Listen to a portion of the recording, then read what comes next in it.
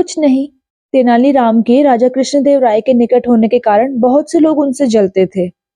उनमें से एक था रघु नाम का ईर्ष्यालु फल व्यापारी। उसने एक बार तेनालीराम को षड्यंत्र में फंसाने की युक्ति बनाई। उसने तेनालीराम को फल खरीदने के लिए बुलाया। जब तेनालीराम ने उनका दाम पूछा तो रघु मुस्कुराते हुए बोला, आपके लिए तो इनका दाम कुछ नहीं है। यह बात सुनकर तेनालीराम ने कुछ फल खाए और बाकी थैले में भरकर आगे बढ़ने लगे। तभी रघु ने उन्हें रोका और कहा कि मेरे फल के दाम तो देते जाओ। तेनालीराम रघु के इस सवाल से हैरान हो गए। वह बोले कि अभी तो तुमने कहा कि फल के दाम कुछ नहीं है, तो अब क्यों अपनी बात से पलट रहे हो?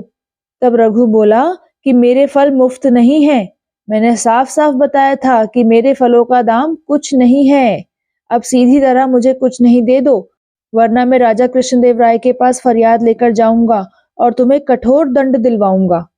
अब तेनालीराम अपना सिर खुजलाने लगे और यह सोचते सोचते वहां से अपने घर चले गए। उनके मन में एक ही सवाल चल रहा था कि इस पागल फल वाले के अजीब षड्यंत्र का तोड़ कैसे खोजूं, इसे कुछ नहीं कहां से ला कर दूं। अगले ही दिन फल वाला राजा कृष्णदेव राय के दरबार में आ गया और फरियाद करने लगा। वह बोला कि तेनालीराम ने मेरे फलों का दाम कुछ नहीं मुझे नहीं दिया है।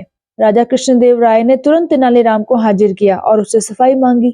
तेनालीराम पहले से तैयार थे। उन्होंने एक रत्न जड़ित संदूक लाकर रघु फल वाले के सामने रख दिया और कहा, ये लो तुम्हारे फलों का दाम। उसे देखते ही रघु की आंखें चौंधिया गई।